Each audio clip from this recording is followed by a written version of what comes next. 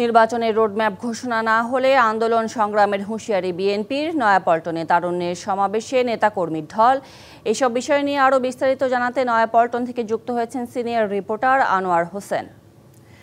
আনোয়ার, নির্বাচনী রোডম্যাপ ঘোষণার দাবির পাশাপাশি তারুণ্যের অগ্রাধিকার নিয়ে আজকের যে এই সমাবেশ এবং এই সমাবেশ থেকে কি ধরনের বার্তা উঠে এলো এবং আপনার আশেপাশে অনেকেই দেখতে পাচ্ছি আমি, তাদের প্রতিক্রিয়া জানতে পারলে ভালো হতো।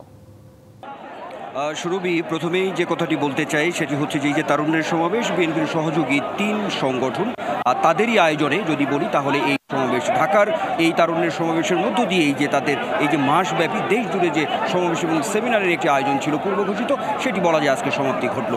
জনাব তারেক রহমান অর্থাৎ বিএনপির যে ভারপ্রাপ্ত চেয়ারম্যান, তার এক কথা দিয়েই আসলে শুরু করতে চাই। তিনি আসলে মূলত যে এই যে আজকের যে দিক নির্দেশনা আপনি খবরেই সেটি জানাচ্ছিলেন যে এই যে নির্বাচনী রোডম্যাপ নিয়ে তার যে দৃঢ় বক্তব্য, এক ধরনের হুঁশিয়ারি, সেটি হচ্ছে যে ডিসেম্বরের মধ্যেই নির্বাচন দিতে হবে এবং তিনি এই পাশাপাশি এই কথাটি বলেছেন যে এবং ডিসেম্বরেই নির্বাচন হবে এবং যে তরুণ এই যে তারুণ্য দীপ্ত যে নেতৃত্ব বা তারুণ্য নির্ভর যে আগামীর বাংলাদেশ, সেই বাংলাদেশ সামনে এগিয়ে নেওয়ার অনেকগুলো বার্তা তিনি এখানে দিয়েছেন। একটু বলে রাখি, সেটি হচ্ছে যে এর পাশাপাশি তারেক রহমান এমন কথাও আজকে বলেছেন যে এই যে ডিসেম্বরের মধ্যেই নির্বাচন হতে হবে এবং সেই নির্বাচনে ভোটাধিকার প্রয়োগের জন্য এই যে তরুণ অর্থাৎ 3-3.5 কোটি যে তরুণ ভোটার রয়েছে তাদেরকেও কিন্তু তিনি প্রস্তুতি নেওয়ার আহ্বান জানিয়েছেন। এটি একটি দিক আমরা বলতে পারি।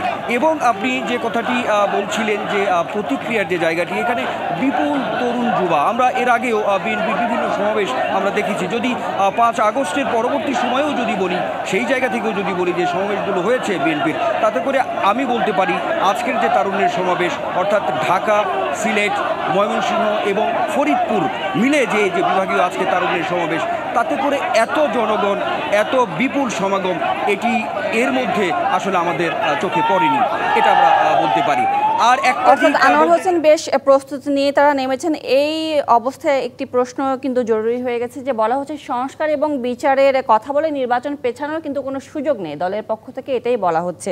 তাহলে এমন পরিস্থিতিতে বিএনপি তাহলে তাদের তরুণ নেতৃত্বকে কতখানি শক্তিশালী করতে পারলো?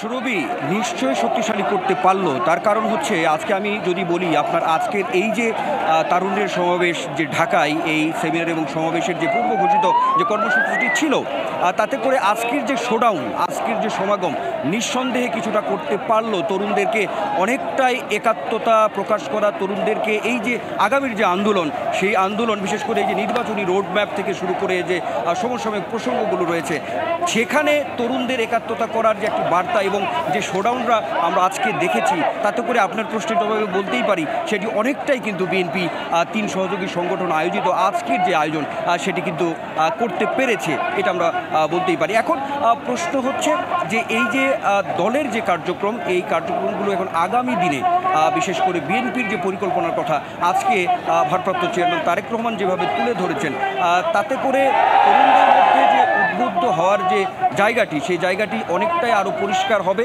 এমনটাও কিন্তু আজকে এই সমাবেশে যে উপস্থিত ছিলেন যে বিএনপির নীতি নির্ধারণী পর্যায়ের যে নেতারা আছেন, স্থায়ী কমিটির সদস্য আছেন, তারাও কিন্তু এক ধরনের আহ্বান জানিয়েছেন এই তরুণদের প্রতি, তরুণদেরকে এগিয়ে আসার জন্য। অর্থাৎ এই যে অধিকারের কথা বলা হচ্ছে বা এই যে অন্তর্বর্তী সরকারের 9টি মাস অতিবাহিত হয়ে যাচ্ছে, এখানে কিন্তু স্থায়ী কমিটির সদস্যরাও কিন্তু বলেছেন এই 9 মাসে কিন্তু এই অন্তর্বর্তী সরকার আস্থা হারিয়েছে। অর্থাৎ এই যে বার্তাগুলো তরুণদেরকে দেওয়া, সেটি কিন্তু আজকে সুস্পষ্টভাবেই এই তারুণ্যের সমাবেশ থেকে দিতে পেরেছেন।